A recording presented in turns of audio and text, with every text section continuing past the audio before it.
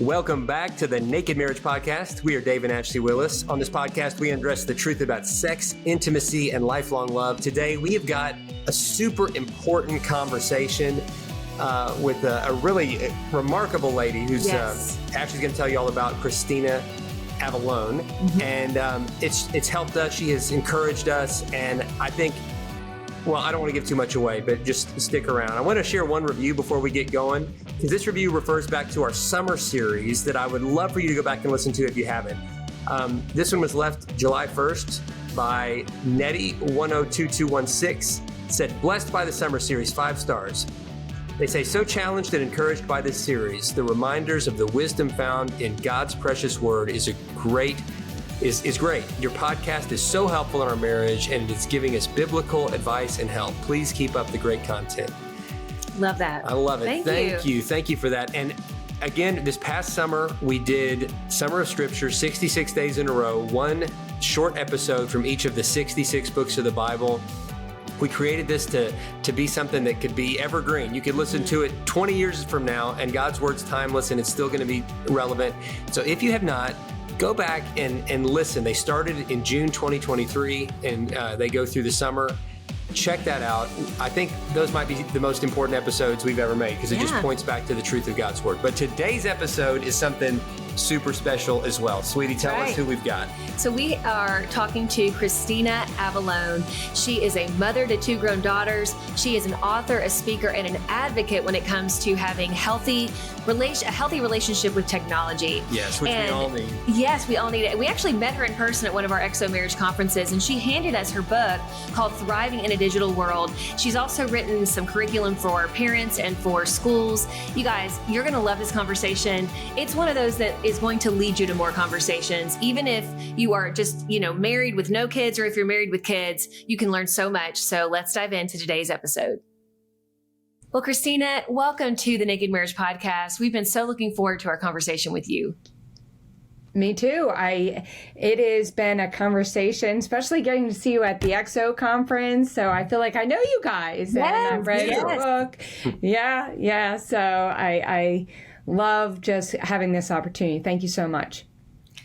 Well, we love your book. We have your book. I don't have it physically with me at the moment, but I love your book. And when I was going through it, when you gave it to me at the EXO conference, I just remember being like, yes, this is such a needed resource. Oh, gosh, I mean, not only for our audience, but for us. Yeah, for us. It was one of those things. It's like, we need to talk to her to get some good guardrails in our own lives and in our own family, because so much of what we do as adults is online in the ministry, and it can be used for good, but so easily we can lose sight of healthy boundaries. And then with our kids, my goodness, they're growing up in a world where it's everywhere. It's hard for them to even fathom life without a screen nearby. Yes. And it's happened so fast. The world has changed so fast that none of us have really had time to create healthy parameters, because it just all of a sudden it was there and everywhere. And now it's like, how do we navigate it? But Christina, you've got so many great insights, so many great stories and stats that are really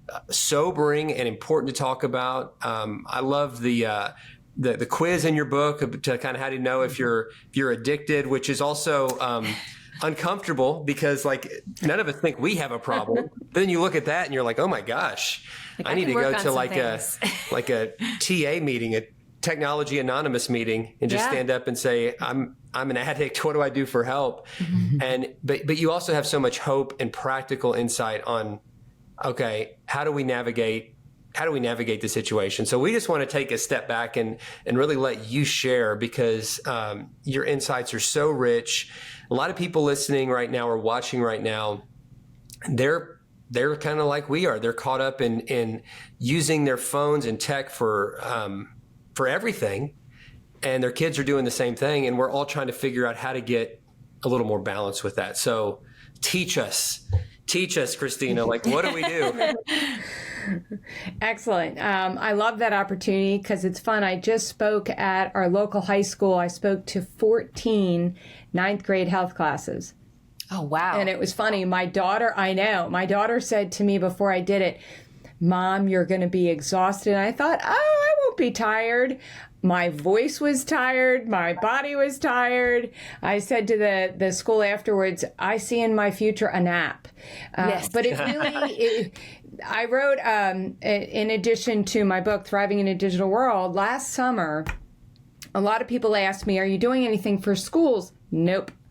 Do you think you'd write a unit study? Not me. Third time in 1 week, the ask, and it was by a student, which really touched my heart, because he was one who didn't have a phone and all his friends did, and he felt left out. And he said, have you ever thought of writing anything for kids? And I said, I guess I am, Father. I got the message. I understand you want that written, right? So all year I've worked on writing Navigating Digital Dangers, because it is so important, as you said, Dave, right? Navigating it. First and foremost, let me say I'm not a Luddite. I'm not against technology or technological advancement. I'm against the misuse and overuse. Sure. I'm against that if I'm in a conversation with you and I look at my device, it's rude. Yeah. I teach a class, Parenting in a Digital World, and I had someone in my class say, that's what people do today. Doesn't make it less rude. Right? Yeah, so what are we doing to take back those reins? So when my kids would come home from college, my one daughter would do do you ever get the look up? Yes. Yeah. I learned to just stand there. Mom, I can do both. Not successfully. We can all do both. Not successfully. And I want people to hear it's never condemnation, because I had to learn, right? I gave my daughter a phone. I gave both girls a phone. Happy birthday, great moms, like, woohoo, good job, right? And then we had to backpedal, because we had to take away the phones and we had to figure out, what are we doing? And so it's a point of realizing, first of all, one step at a time. Yes. Don't look at the elephant, right? We don't want to look at, oh my gosh, what is happening? But we now know what we know. When phones came out in 2007, we didn't know how fast and furious they would come on us. But now we have the studies, and we have to help families who don't necessarily realize giving a child a phone without boundaries, giving a child a phone without information behind it. And see, there was a ding on a phone. I don't know if you heard it. So I meant to put it on airplane mode, because we always have them around, right? We have to intentionally, you have to be intentional. And I think that's the problem today is you start out and then you fall. Okay, but get back up again. Don't beat yourself up. I think a lot of parents beat themselves up and they don't know what to do. Well, there's a lot of resources out there we didn't know. And one of the ones that really hurts my heart, when I spoke at the local high school, the 9th graders, when I shared this statistic, it hurts, that kids on average are on their devices over 7 hours a day. Wow. On average, teenagers. If you're on your device more than just five, you're 71% more likely to exhibit suicidal risk factors. Oh, man. Oh, that's terrifying. That is. Oh, man. Right. Yeah. So and this is it's not my statistic. It's from Axis 2021. The statistic came out. So I like to give statistics because those are numbers. They're already seeing early onset dementia in kids today. Oh, man. Because the gray and the white matter in the brain is changing. And when I share with kids that there's no differential between a hit of cocaine and a device, we now know what it's doing to the brain, the dopamine. So what you're getting is, we know now you're getting a dopamine dump. So your body's like crazy. You have so much dopamine. Well, your body says, I can't take this much dopamine. It goes into a dopamine deficiency state. So what happens there? You're anxious, you're lonely, you're suicidal, you're depressed. So what are you going to do? Pick up the phone. Yeah. You're going to pick up the phone just like you would take another hit of the cocaine. Right. And the kids looked at me and they said, how can you say a phone is the same thing as cocaine? I said, the brain doesn't know the differential. Yeah. So when I share this, when I present, you mentioned the quiz. When I give the quiz, I've created it for students, Navigating Digital Dangers. It's an online class, not missed on me, but it's meant to be taught in schools. they get the quiz. So if a parent or a kid gets the quiz, a lot of times if I'm allowed to do it when I present, I bring out a mirror, I put powder on it, I then get out a credit card, I go to cut it, and I go to snort it. And people are like, is she really doing what I think she's doing? Yes, because it's a great visual to see. At the end of the day, that is what's happening. And a dad came up to me when I presented at my daughter's school. I presented to parents, and he came up, he said, I always knew it was digital cocaine. We inherently know it. We now have the information out there. So what are you going to do? One thing, because I don't want people to leave here like, oh my gosh, this is awful. Okay, make one change. Maybe don't have phones at the dinner table. Yeah. Just that one change, one a week. Maybe if you have phones in your bedrooms, take them out. They're now saying that if you have a phone in your bedroom, you have invited another person. If you both have, you have 4 people in your bedroom because you're saying good night to your phone and good morning to your phone, not to your spouse. Right. Yes. Now, I've had people come up against me with that, saying, well, it turns on my fan, it's my sound machine. Okay, that's a boundary then. Use it for the tool and then said good night to that. Don't allow yourself to sit and scroll on it. Does that make sense? It totally makes sense. I know, I do think, because I get what you're saying. I think that the phones, we've had couples write us saying that the phone is the thing that is causing their marital troubles, because they're both giving more attention to the phone and maybe even other people. We see people fall into affairs really not looking for it. I'm of the belief most people aren't just looking for an affair. It's usually because we don't have proper boundaries in place. And a lot of times it's through the phone, it's through connecting with these old flames. It's through just not setting boundaries. And, but back to kind of going to bed and waking up with the phone. I think that using the do not disturb feature, or there's different ways you can shut it down where you can still maybe use your fan, app or whatever. Cause I get that, we are in this digital world, but I think that we have to, as adults, really set that, we have to set our own boundaries, but then as parents also, our kids are looking to us. And there's been times, a lot of what Dave and I do with the podcast and with our marriage ministry can be done through the phone. And there's been times our kids have been like, hey, put the phone down. They've held us accountable. And I'm like, oh my goodness, I'm giving my best attention to my phone right now. And I have these precious kids who I need to give my attention to. So I think it's just all about awareness. And you're doing such a great job of bringing that awareness. And we've all been guilty too, especially with younger kids, of using a phone as a babysitter when we're trying to get something done, and it's like, here, look at this, and they're more than happy to do it, but the next thing you know you can lose a child to an addiction that you have helped enable. And I'm talking to myself here because I look at our 2 younger boys who, if they had it their way, would be on an iPad all the time if they wanted, 24/7, and so we have to kind of force some boundaries and getting outside and doing other things. Yeah. And it's the first thing to go. I know you were talking about how so many times as parents, we feel like, oh my gosh, it's so far gone. What do I do? And it's good leverage, if they're not doing their part as, doing their chores or being respectful or whatever.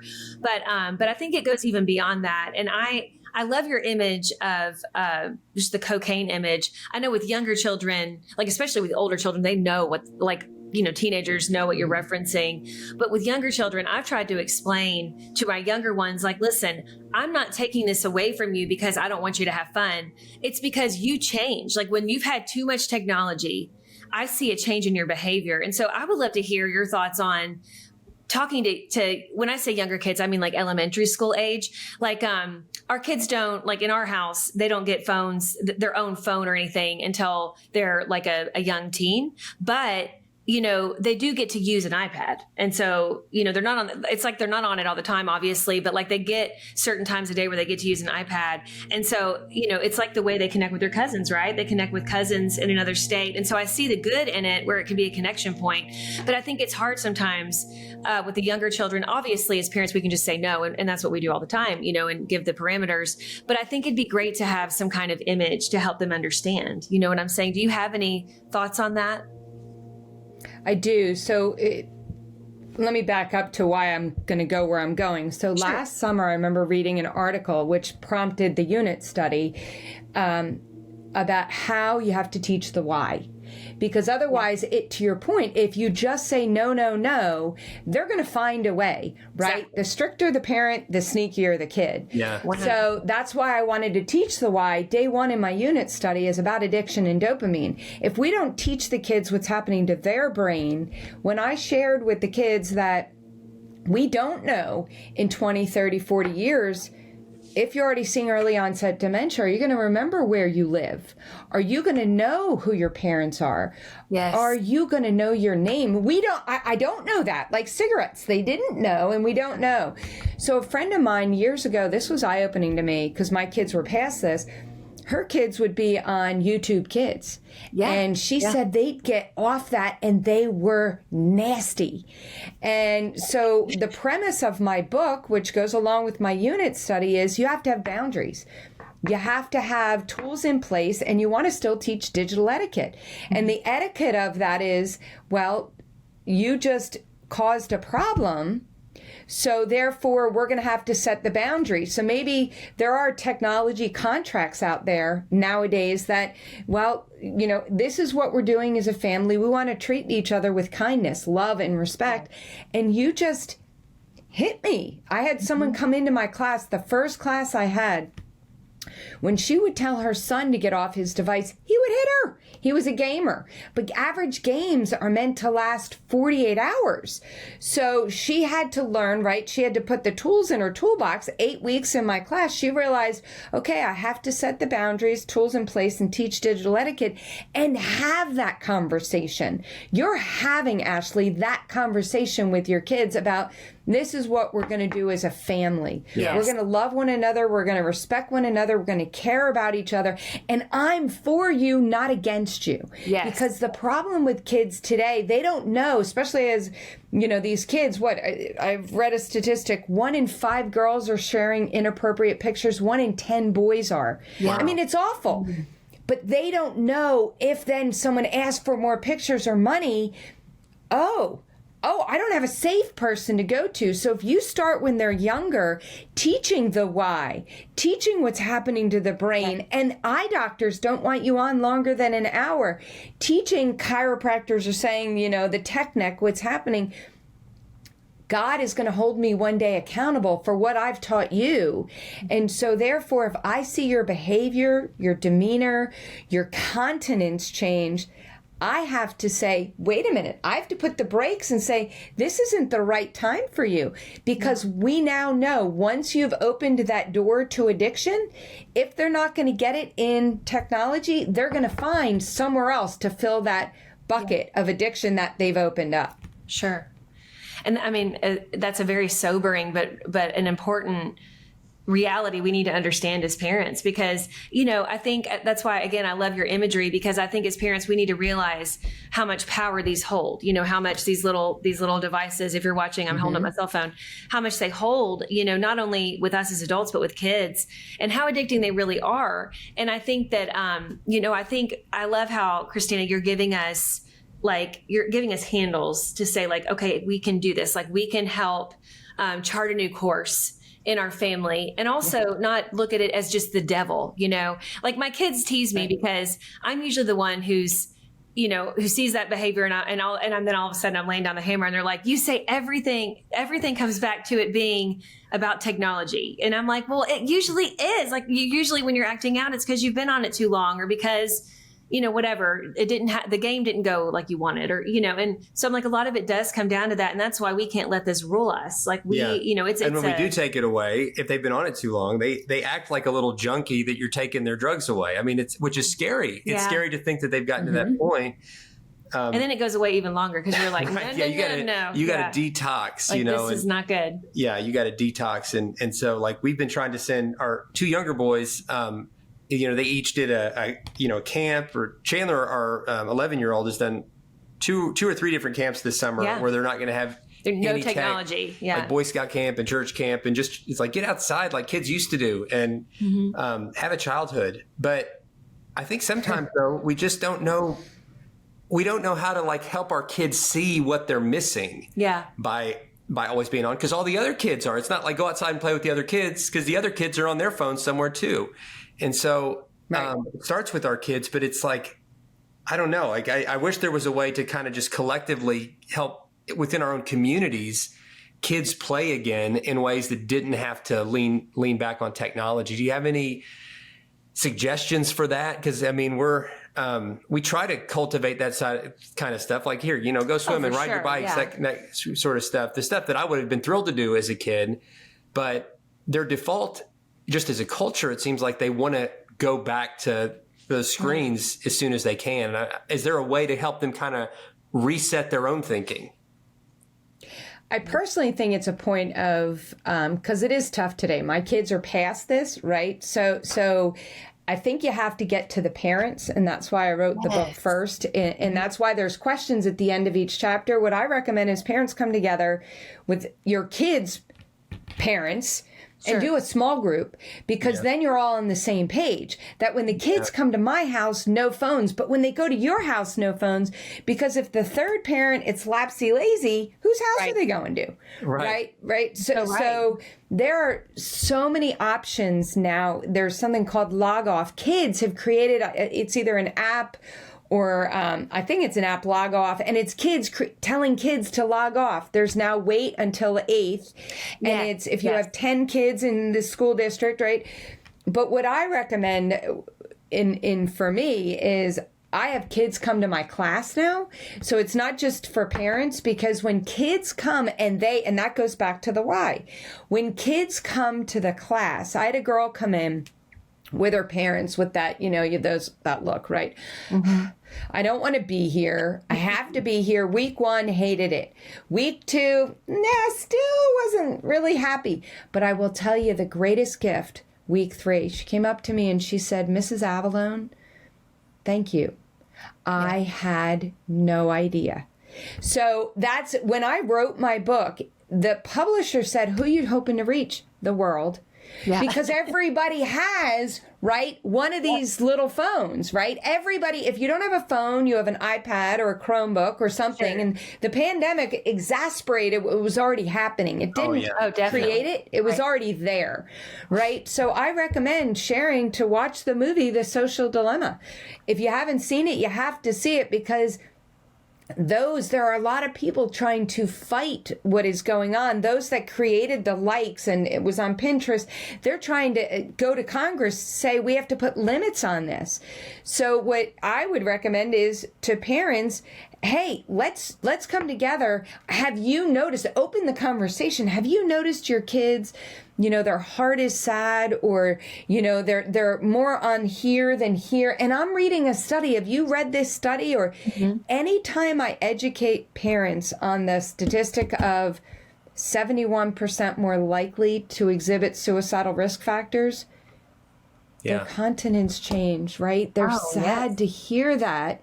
So that's an eye opener. Okay, so you're not in in a bad way, but you got to grab them so they take back the reins too. Yes. You have to just recommend and just kind of pass it along. My book isn't the end all be all. There's a lot of books out there.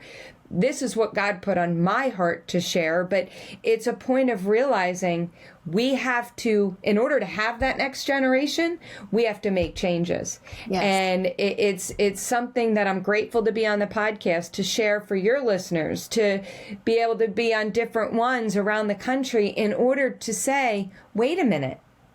I have noticed a difference. I do know their countenance has changed. What can I do to help them take back the reins? Like I said, one step at a time. If you're at 3 hours a day or 10 hours a day on your phone, how can I help you? Parents have to come alongside their kids. How can I help you make those changes you need to make? Because I think, to your point, you said so many parents give a device. I get it. It's easy. It's a babysitter. But I always tell people, use me. I'm an empty nester. When I do presentations, I bring out marbles, and I do marbles, 218 marbles. That's one marble for the first 18 years of your child's life. Then I do 11 to 18, and then I have a jar of empty marbles that has none. And I said, I so enjoyed raising my kids, but they're gone now. You're going to blink and they're going to be gone. I was at the pool the other day, and it was Adult Swim, and the little boy, dad, and he's just on his phone scrolling. And it was by the self-control of the Holy Spirit saying, don't do it. He won't hear what you want to share. But I wanted to go up and say, my kids are 23 and 25. You're going to wish you had these moments back. Put down your phone and go bring your kid to the snack shack, or, go play shuffleboard, or do something with him. Yeah. Once again, not condemnation. We all have those moments. But are you wasting your time scrolling? That's what it looks like. Because I heard a story of a dad that was at a playground, and he had to go pick something up on the ground, and he looked up, and all he saw was everybody holding a device. Yeah. He said, and that's what the kids are seeing. They're seeing this, not this, looking out and enjoying and celebrating. And you waited so long to get married, and then you have these kiddos that are a gift, and you're here, not here. Right. It is. It's a good reminder. It's convicting. Yeah. And it should be. It is. Yes. Because you're so right. I mean, what are we missing by having our faces in a screen? And what are we teaching our kids by having our faces in a screen? So, yeah. I mean, instead of, FOMO, the fear of missing out on something on this little device, we should have a fear of missing out on the real moments that matter with our kids and with our spouse. Amen. And I think shifting that narrative is so important. And I just thank you, Christina, for the hard work you're doing to shift that narrative, to help us as parents and as married people. Even if you don't have children, those of you listening who don't have kids, this still applies. I mean, get this under control now, and you're going to be so ahead of the game when you do have children, if God calls you to be parents one day. But I just want to thank you, Christina. I want, if you could just tell us how listeners can get more information, where they can get your book, how they can follow you and get more information about these important things. Absolutely. Thank you for that opportunity. So I have created a website, Avallone LLC, where you can find my unit study. You can get my book. My book then goes through Westbow, who was my publisher. And it's free shipping because everybody wants I get it. We all want the free shipping. But I have a lot of resources on there, but it's an advantage. What was recommended to me from my daughter's school is the unit study shouldn't just be for schools. It should be for parents to grab it as well. So families can do the unit study. If you're a homeschooler, you can do the unit study. And it's online. It's 5 days. You can do it in 5 days. You can do it in 5 weeks, one a week, however you want to do it. But I love the idea that there are resources now. You don't have to navigate this alone, right? So the Navigating Digital Dangers is a resource for schools or families thriving in a digital world, but it's all under my last name, AvalloneLLC.com. Perfect. Thank you so much for being on here. You're just a gem, and we just really appreciate it. Thank you. We're gonna have more conversations about this. I'm gonna go. I've read your book, but I'm gonna go back to it, and there's some things I'm gonna be doing because summertime, especially as we're recording this, is a time when parents especially feel this. Sure. So that's why there's more, and I think it's a great time to have this conversation. So thank you again for being on the Naked Marriage Podcast. Yeah, keep up the great, I appreciate important work you're doing. Thank you so much for allowing me to be on. Of course. And thank you guys for listening and watching. If you haven't already, get a copy of Christina's book, the studies, all of it. I mean, just go to AvalloneLLC.com and just check out everything she's got because it is going to help you. And do us a favor and share this episode with somebody. Please share because I promise you there are so many people who need this message and would be encouraged by it. So put this out and let's use technology for good. Let's use it to share important resources. And so thank you guys for your partnership in that. And we will see you next time.